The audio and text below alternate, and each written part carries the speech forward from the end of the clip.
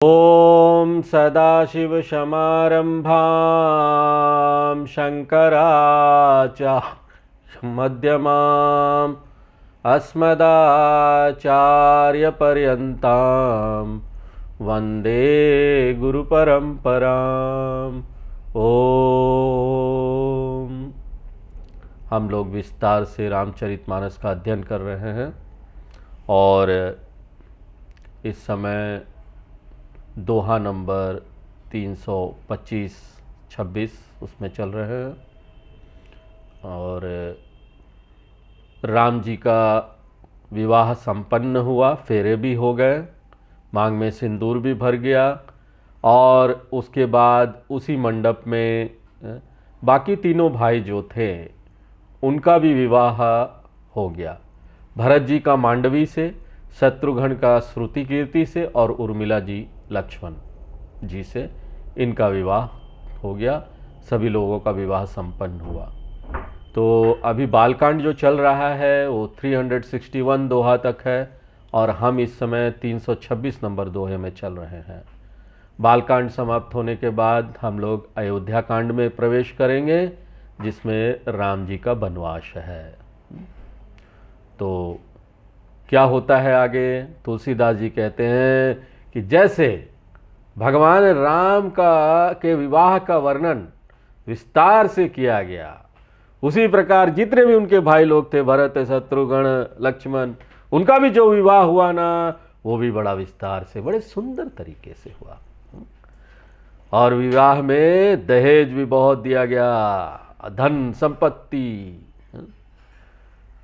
जो कन्या के पिता कन्यादान के समय कन्या के साथ में दान करते हैं। जनक जी ने इतना दान किया कि सोने से, मणियों से मंडप भर गया। इसके अतिरिक्त भी बहुत सारा सम्मान था, कंबल, वस्त्र और भी तरह तरह के रेशमी कपड़े और सब इतने अधिक मूल्यवान। साथ में कुछ सवारियां जैसे हाथी, रथ, घोड़े भी दिए, दास दासियां भी दी और कामधेनु की जैसे बहुत अच्छे तरीके से जो एकदम स्वस्थ गौ लोग थे, खूब दूध देने वाली, और वो भी गहनों से उनको सजा कर ऐसे दिया गया। देखो कोई प्रेजेंट देता है तो कितना अच्छा, गाय भी दे रहे हैं तो उसको गहनों से सजा के दे रहा है। कितनी छोटी छोटी चीजों का ध्यान रखा गया। हम लोगों को भी व्यवहार में ना ऐसे छोटी छोटी चीजों का ध्यान रखना चाहिए। किसी को भी कुछ दे रहे हो ना, बड़े सुंदर, तो छोटी चीज दे रहे, बड़े सुंदर तरीके से दीजिए, साफ सूफ प्रेजेंट करके दीजिए, प्रेजेंटेशन होनी चाहिए। किसी ने कुछ मांगा आपसे, किसी ने आपके पास दवाई है क्या, आप उसको दवाई भी दो ना, बड़े सुंदर तरीके से दो। देखो कि बोतल उतल जो दवाई वगैरह दे रहे हो, कोई कप सिरप दे रहे हो, कुछ साफ तो है ना, गंदा तो नहीं है ना।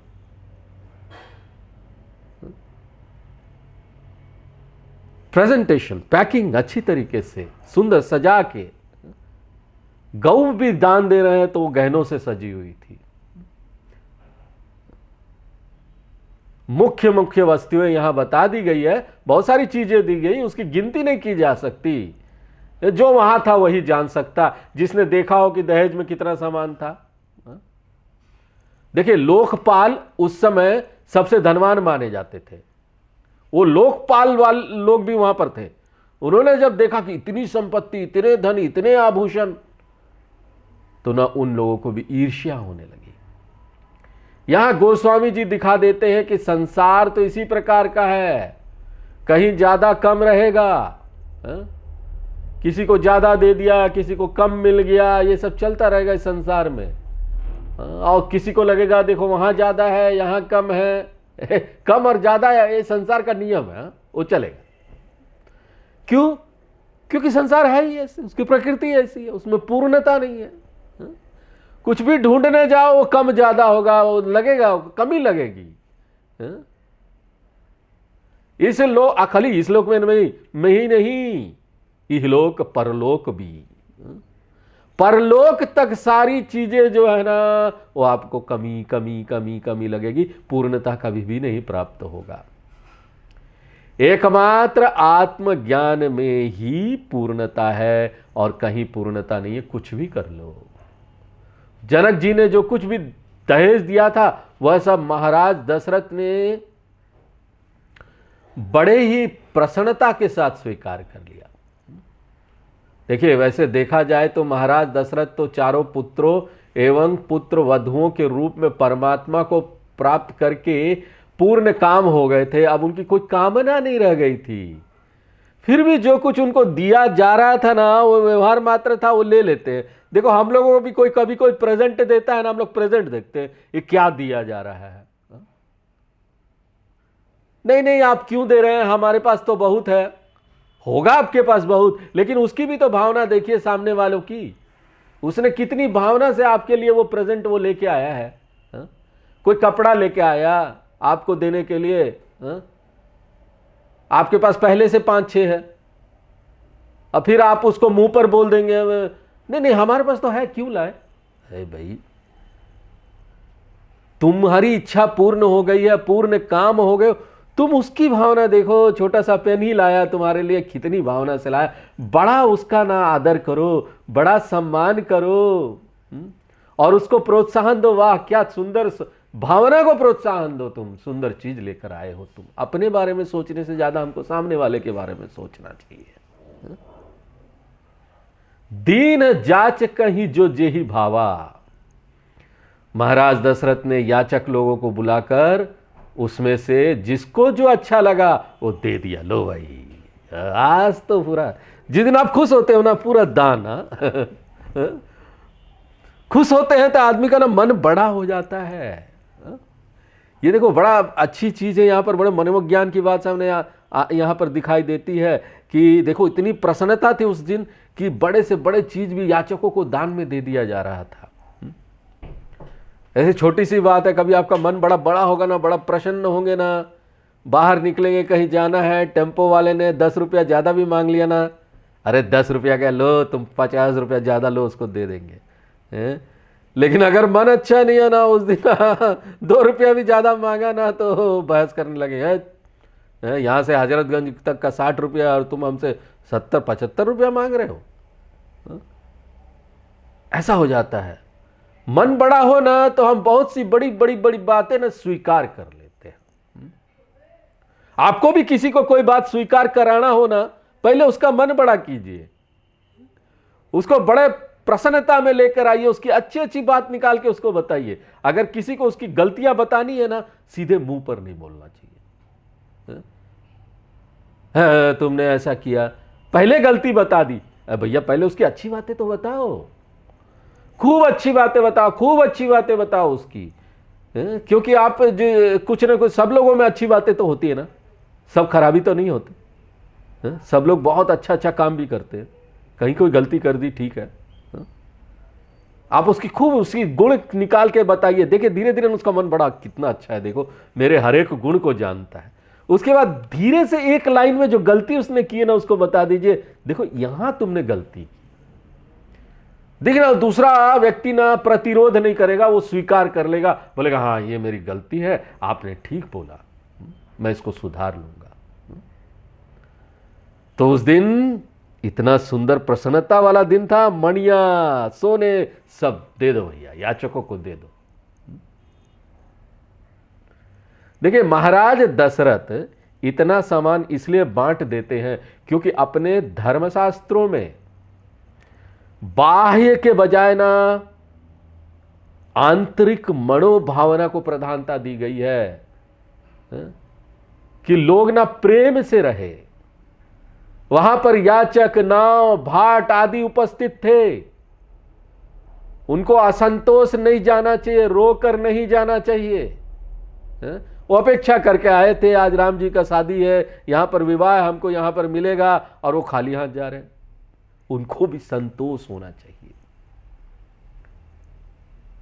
अपने पास हम पूरी दुनिया का सामान इकट्ठा कर दे रहे हैं और हमारे अगल बगल के लोग असंतोष में है, गरीबी में है, तो हमारे पास जो धन है ना, वो कभी फलेगा फूलेगा नहीं। चारों तरफ से इकट्ठा कर लेते हैं, चलो जब ये भी इकट्ठा कर लो, वो भी इकट्ठा कर लो, बड़े अमीर हो गए, बैंक बैलेंस हो गए, बहुत सारी फैक्ट्रियां हो गई, और पता चला अपने ही फैक्ट्री में जो वर्कर है ना, उसको आप सही से सैलरी भी नहीं देते। वातावरण को गंदा किए जा रहे हैं। ठीक से अपना पॉल्यूशन कंट्रोल जो इक्विपमेंट सरकार ने बताया है, जो नियम के अनुसार है, लगाओ ना अपनी फैक्ट्री में। थोड़ा सा पैसा ज्यादा लगेगा, तुम्हारी प्रॉफिट से निकल जाएगा, लेकिन वो भी नहीं करेंगे। असंतोष, अगल बगल अगर असंतोष है ना, ये प्रॉफिट कभी भी फलता फूलता नहीं, धार्मिक नहीं है वो। हमको सभी लोगों को संतुष्टि देनी चाहिए। हमको जो प्राप्त हो रहा है दूसरों को संतुष्ट करके प्राप्त हो, दूसरों को असंतुष्ट करके नहीं, उनको परेशान करके हमको कोई चीज प्राप्त नहीं करना चाहिए। ये सब जीवन के उच्च मूल्य है जिन पर ध्यान देने की आवश्यकता है। उसके बाद जनक जी सबका आदर करते हुए प्रार्थना करते हैं। माने जनक जी इतना देने पर अभिमान नहीं करते, विनम्र बने रहते हैं। वो अभिमान करेंगे, आजकल शादियों में बड़ा अभिमान होता है, चारों तरफ बताएंगे भी। आजकल तो रिटर्न गिफ्ट रिटर्न गिफ्ट भी देते हैं। और हमने सुना कि पंजाब में बड़े बड़े बिजनेसमैन और वो सब, न्यूज में आ रहा था, दिल्ली उल्ली में ऐसी शादियां हो रही है जहां पर रिटर्न गिफ्ट में कार दिया जा रहा है। जो बाराती है तो कार मिलता है, तो सोचिए बाराती में वो क्या खर्चा हुआ होगा, कैसा हुआ होगा सोचिए।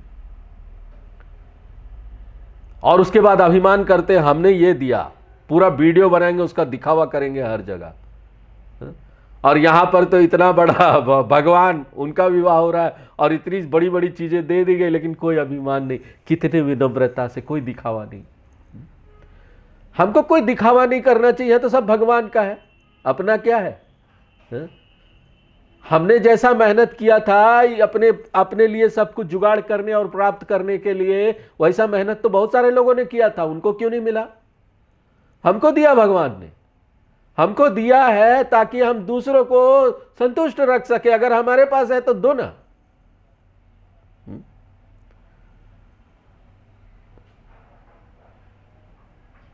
संतुष्ट करो। तो सारे बारातियों का सम्मान करते हुए, उन्हें आदर देते हुए, विनम्रता पूर्वक उन्हें उनके गुणों का उल्लेख करते हुए बोल रहे थे। जनक जी ने वहां पर उपस्थित मुनियों के समुदाय को बड़े प्रसन्न होकर प्रणाम किया, उनकी वंदना की। और उस समय दोनों पक्ष एक से बढ़कर एक आदर भाव और प्रेम भाव व्यक्त कर रहे थे, गले मिल रहे थे। बाहर की चीजों का महत्व नहीं था इतना, आंतरिक गुण वहां देखने वाली बात थी कि कितना प्रेम और सम्मान था। सिरु नाई देव मनाई, सब सन कहत कर संपूट किए। अगर रामचरितमानस सुनकर किसी के मन में विनम्रता नहीं आए, वो हम्बल ना हो, तो फिर क्या बात है? सुना ही नहीं रामचरितमानस। हमारे भगवान इतने हम्बल है, वहां पर जो भगवान के साथ जो लोग हैं इतने हम्बल है, इतने विनम्र है कि विनम्रता ना आएगी ही आएगी। और आध्यात्मिक साधक का एक बहुत बड़ा गुण है विनम्र रहना। जो कुछ भी है हमारे पास, उसका घमंड नहीं होना चाहिए, हमको अहंकार नहीं होना चाहिए। सिर नवाकर देवताओं को मनाकर और हाथ जोड़कर जनक जी कहते हैं कि देवताओं और साधु लोगों का स्वभाव एक सा होता है कि उन्हें भाव का समुद्र चाहिए, और देने के लिए इन्हें एक अंजलि जल भी दे दिया जाए तो वो प्रसन्न हो जाते हैं। अभी हम लोग गीता में देख रहे हैं ना, पत्रम पुष्पम फलम तोयम।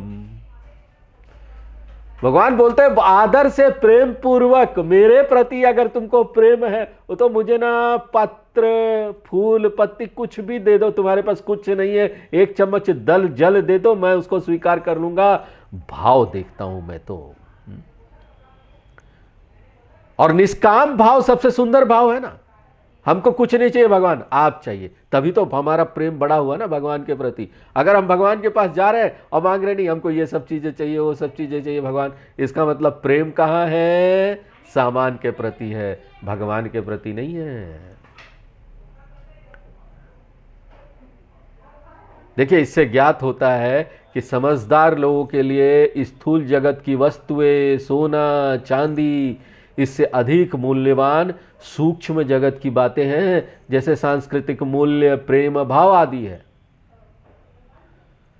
इसके बाद जनक जी ने अपने भाई कुशध्वज सहित हाथ जोड़कर महाराज दशरथ से बड़े प्रेम से सने हुए एवं अपने शील स्वभाव से युक्त बड़े सुंदर वचन इस प्रकार कहे कि हम आपके साथ संबंध बनाने से बड़े हो गए, पहले से बड़े नहीं थे, आपके साथ संबंध हमने बनाया, इससे हम बड़े हो गए।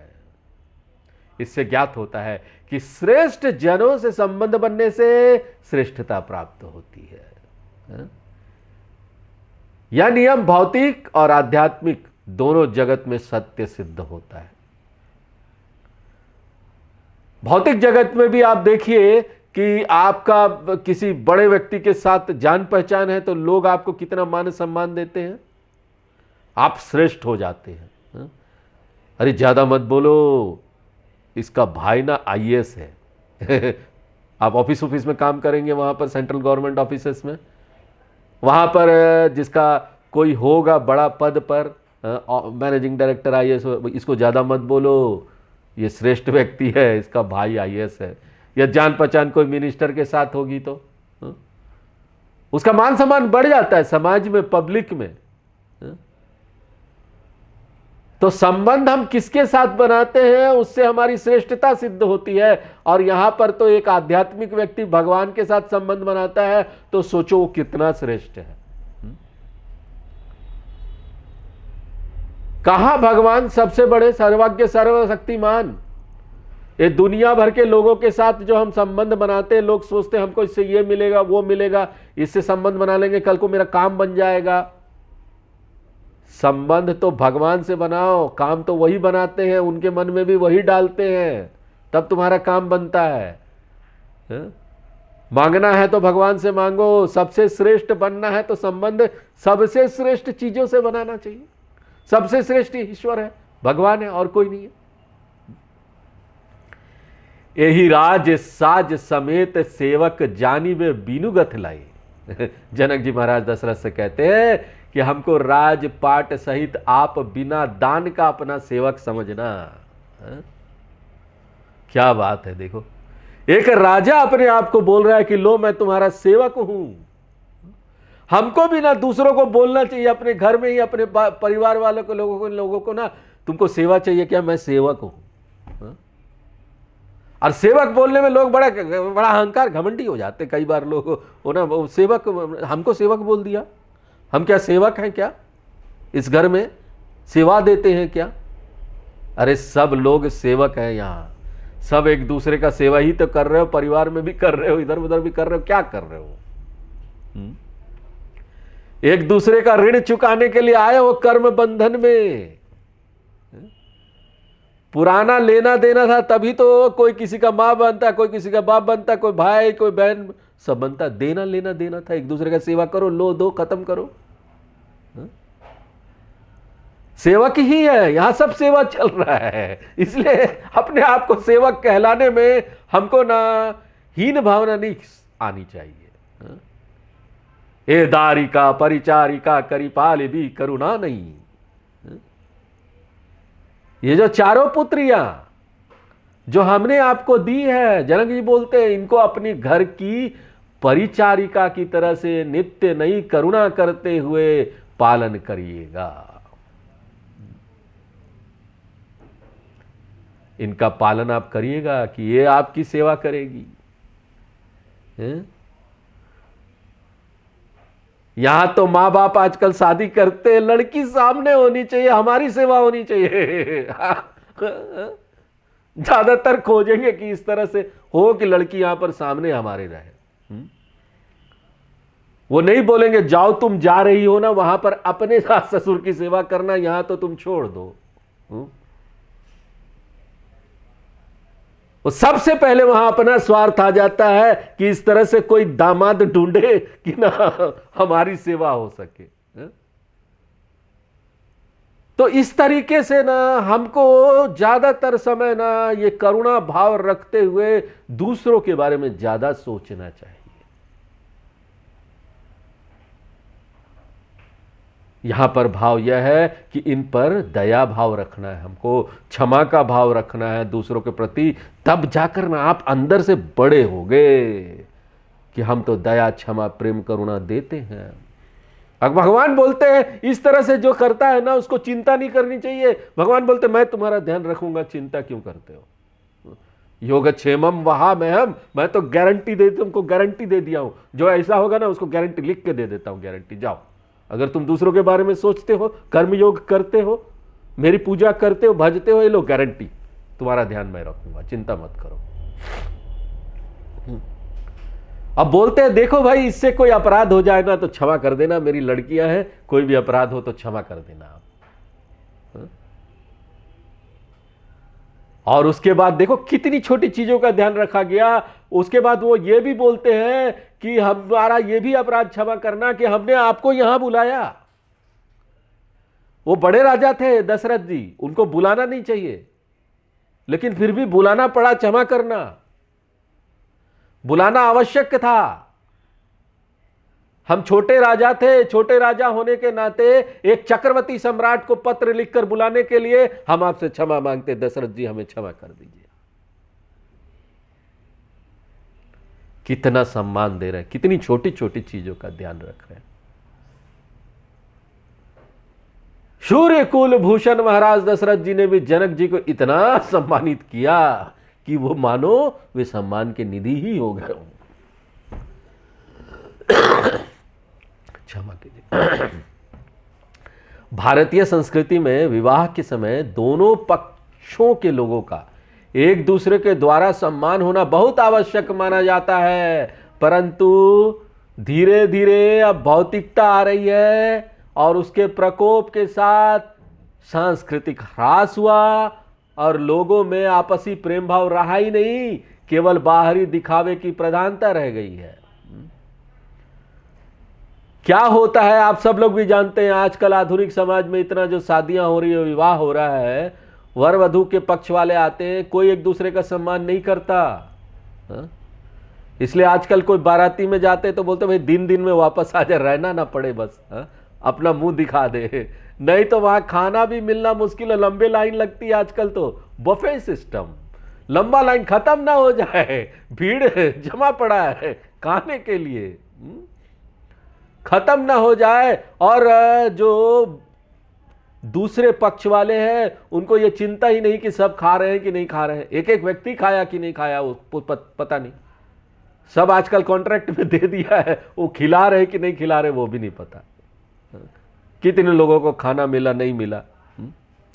उसके बाद जो बाराती में आए हैं, सिर्फ जो लड़का है उनका बड़ा सम्मान हो जाएगा, उनको बड़ा प्रेम दे देंगे, बाद में ये भी नहीं देखेंगे कि उनके साथ जो लोग आए उनको आपने सम्मान दिया कि नहीं दिया, वो ठीक से रह रहे कि नहीं रह रहे, उनको सब चीजें मिली है कि नहीं मिली है, कुछ नहीं, कोई प्रेम ही नहीं तो क्या होगा। किसी तरह से शादी फिक्स हो गया, लड़का अच्छा कमाता है, लड़की भी अच्छी है, बस लड़का लड़की देखने में अच्छे है तो बस हो गया।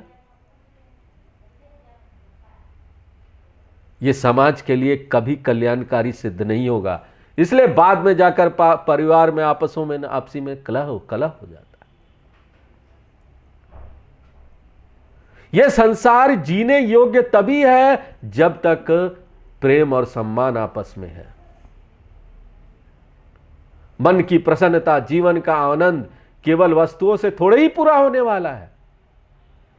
वस्तु इकट्ठा करके पूर्णता और सम्मान प्रेम नहीं मिलने वाली भैया। भावना प्रधान है, हम मनुष्य भावना प्रधान है, बुद्धि है हमारे पास। महाराज दशरथ और जनक जी का परस्पर प्रेम इतना है कि वर्णन ही नहीं किया जा सकता। दोनों के हृदय प्रेम से परिपूर्ण है। देवता लोग, देवियां आकाश से फूल बरसा रहे हैं। जहां इतना प्रेम हो, इतनी सुंदर वातावरण होना, वहां देवताओं को भी आना पड़ता है, देवताओं को भी फूल बरसाना पड़ता है वहां। बोलते हैं ना, जहाँ प्रेम आपस में होता है, जहाँ लोग एक दूसरे के बारे में सोचते हैं ना, वहाँ वातावरण ऐसा हो जाता है ना, वहाँ का वाइब्रेशन ऐसा हो जाता है कि काम अपने आप सब बनने लगता है, क्योंकि देवता लोग अनुकूल हो जाते हैं ना, सब देवी शक्ति आ जाती है वहाँ। अब जैसे ही महाराज दशरथ जनक जी के राजभवन से जनवासे की ओर चले तो नगाड़े बजने लगे, जय जयकार होने लगा, बंदी माधग मागध वो सब गुणगान करने लगे। विप्र लोग, जो पंडित लोग थे, वेद ध्वनि कर रहे हैं, ध्वनि कर रहे हैं। आकाश में देवता लोग बाजे बजा रहे हैं, गाना गा रहे हैं, भजन गा रहे हैं।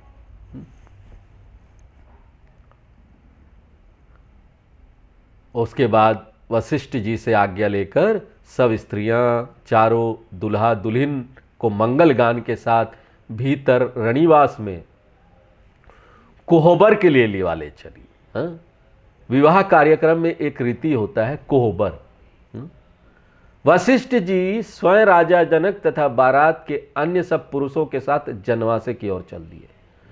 कोहबर वो स्थान होता है जहां पर घर के भीतर कुल देवताओं की स्थापना की जाती है। जब भी विवाह होता है वो दीवार में लगाकर कुल देवता की स्थापना होती है कि यह कुल देवता है। जब तक विवाह चलता है वो रहेगा। वहां पर कुल देवता, अपने पूर्वजों का आह्वान किया जाता है, वो आते भी हैं, वहां रहते हैं, और विवाह तक उनकी नित्य पूजा की जाती है। विवाह के बाद वर वधू उस स्थान पर पूजा करते हैं, उनसे आशीर्वाद लेते हैं।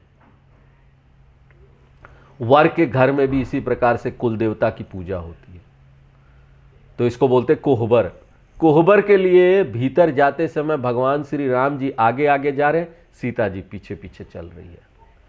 पुनि पुनि राम ही चितवसी, सकुचति मन सकुचई ना। सीता जी के मन में भगवान श्री राम जी को देखने की उत्कंठा उत्पन्न होती है, इसलिए सीता जी बार बार श्री राम जी की ओर देखती है। फिर उनको संकोच लगता है तो दृष्टि हटा लेती है, लेकिन मन से वो लगातार उन्हीं का स्मरण करते रहती है। सीता जी के प्रेम के प्यासे नेत्र इस समय मछली से भी ज्यादा सुंदर और चंचल हो रहे हैं। लेकिन जैसे मछली को केवल जल ही प्रिय है ना, वैसे ही सीता जी के नेत्रों को भगवान श्री राम जी के सुंदर स्वरूप में ही प्रीति है। वो सिर्फ भगवान को देखना चाहते। ऐसे ही नेत्र ना पूर्ण होते हैं। पूर्ण काम नेत्र। कौन सा नेत्र? इधर उधर की चीजें नहीं देखना, भगवान को ही देखना है। नेत्र की शोभा इसी में है कि वो भगवान को देखे, भगवान का दर्शन करे, नहीं तो क्या है, नेत्र का कोई उपयोग नहीं, वो बेकार हो जाता है।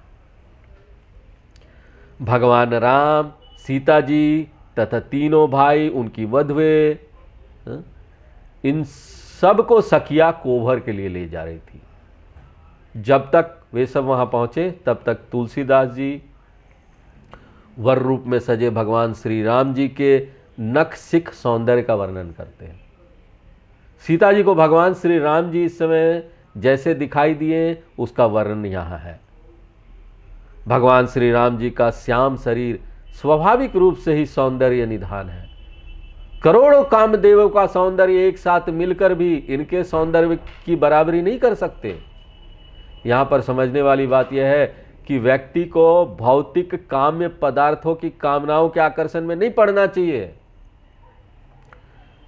समझना चाहिए कि उनसे करोड़ों गुना सौंदर्य परमात्मा में है। अगर सुख की इच्छा रखना है तो सचमुच का सुख कहां पर है? भगवान में, और कहीं नहीं।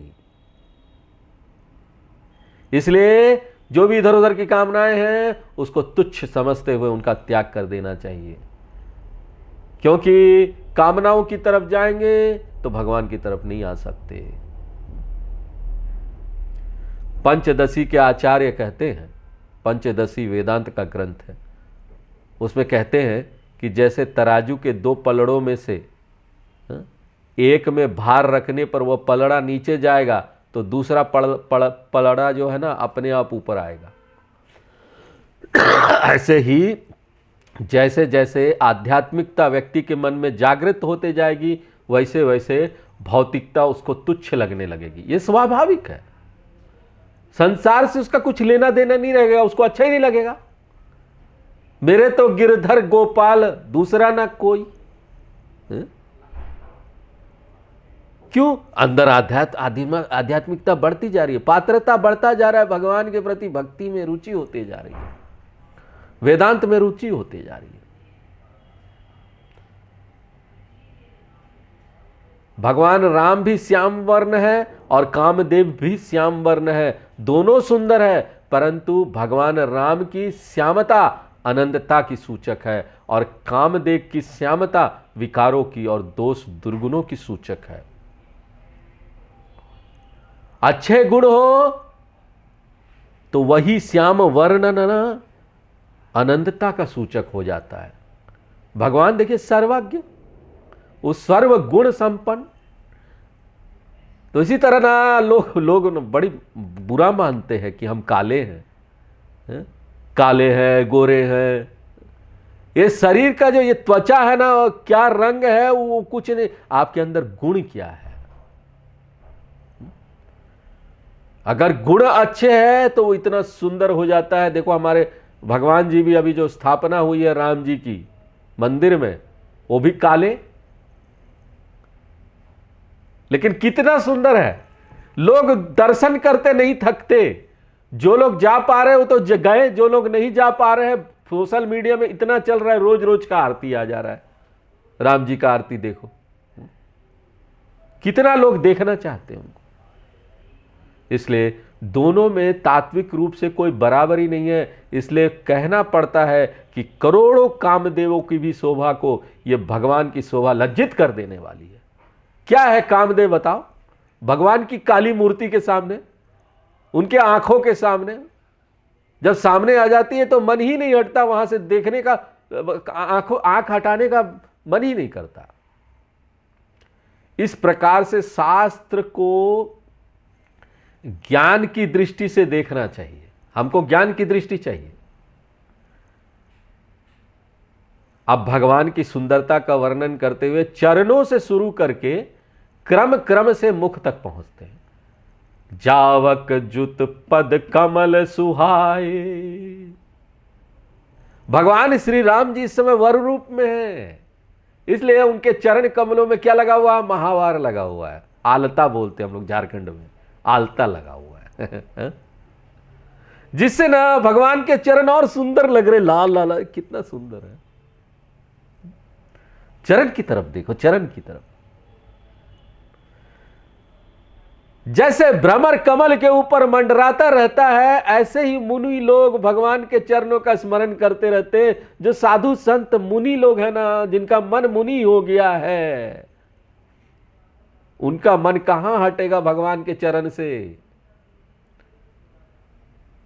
अच्छा, मुनियों के द्वारा भगवान के चरणों का स्मरण भी ना दो प्रकार का होता है। पहली प्रकार तो यह है कि जिसमें मुनि लोग भगवान राम के सगुण साकार रूप का स्मरण करते हुए उनके चरणों का ध्यान बराबर करते हैं। मुनि लोग यानी जो आध्यात्मिक लोग हैं, मननात इति मुनि, जो मनन करते हैं शास्त्रों के ऊपर, भगवान का ध्यान करते हैं, ऐसे लोग सगुण साकार रूप का स्मरण करते हैं, उनके चरणों का ध्यान करते हैं, उन चरणों में परमात्मा बुद्धि रखते हुए उनकी आराधना करते, स्मरण करते। इस प्रकार से भगवान का के चरणों का स्मरण करने से पाप दूर होते हैं, हृदय में भक्ति और ज्ञान का उदय होता है। भगवान के चरणों के स्मरण का एक दूसरा प्रकार भी है, और वो क्या है? वेदांत के अनुसार हमारे शास्त्रों का ज्ञान ही भगवान के चरण है। हमारा चरण क्या है? भगवान के चरण क्या है? गीता, उपनिषद पढ़ो भैया। उसको पढ़ना भी क्या है? भगवान के चरण का स्मरण कर रहे हो आप। रामचरितमानस सुन रहे हैं हम लोग, यहां भगवान का चरण का ही तो स्मरण हो रहा है ना। वेदांत की गलियों में ज्ञानियों का घूमना ही भक्तों के द्वारा भगवान के चरणों का स्मरण करना है।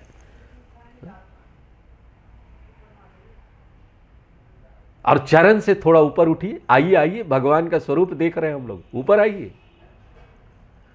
भगवान ने कमर में पीली धोती बांधी हुई है जो रेशम की बनी है और इतनी सुंदर लग रही है कि प्रातः काल का जो सूर्य होता है ना, उसकी ज्योति या फिर बिजली की ज्योति का आकर्षण भी उसके सामने कुछ नहीं है। इसका कारण यह है कि सूर्य या बिजली दोनों ना भौतिक प्रकाश है, परंतु परमात्मा की धोती दिव्य है, चेतना का प्रकाश है। हा? आजकल रोज ही देख रहे हैं भगवान की अलग अलग कलर की धोती आ रही है। अभी कुछ दिन पहले पीली धोती में आई थी। हा? राम जी का जो मूर्ति उसको पीली धोती पहना के वो आरती कर रहे थे। वाह, क्या कितना सुंदर। उसके सामने जितना भी भौतिक प्रकाश है ना, कुछ नहीं रह जाता, वो तो तुच्छ मात्र रह जाते हैं।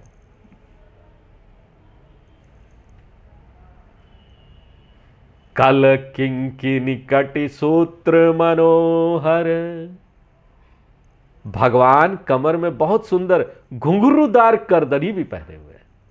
कमर से ऊपर देखा तो भगवान के लंबे बाहु, उन बाहुओं पर सुंदर आभूषण भी धारण किए हुए हैं। आप याद देखिए, ये जो अभी भगवान का प्राण प्रतिष्ठा हुआ ना, उस भगवान को देखिए, इसी तरह से उनको भी सजाया गया है। भगवान के कंधे पर पीला जनेऊ महाशोभायमान हो रहा है। जनेऊ व्यक्ति की आध्यात्मिकता की तरफ ध्यान ले जाता है। जनेऊ धर्म और परमार्थ दोनों का सूचक है। जब यहां पर ब्रह्मचारी की दीक्षा होती है ना, तब उसको जनेऊ दिया जाता है। जनेऊ पहनना ऐसे वैसे कोई पहन के खाली हम जाति के ब्राह्मण जनेऊ पहन लिए तो ऐसा नहीं होता।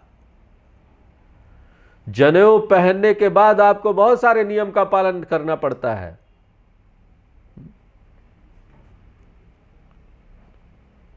और वो सारे नियम शास्त्रों में बताए गए हैं।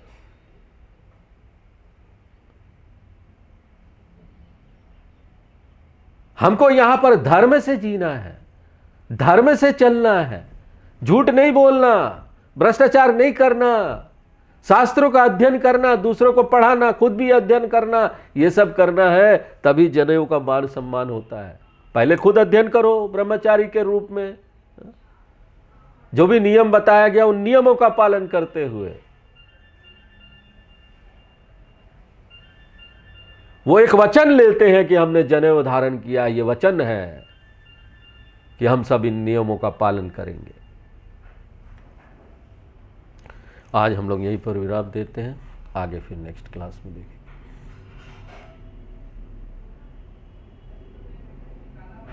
पूर्णमदः पूर्णमिदं पूर्णात् पूर्णमुदच्यते पूर्णस्य पूर्णमादाय पूर्णमेवावशिष्यते। ओम शांति शांति शांति।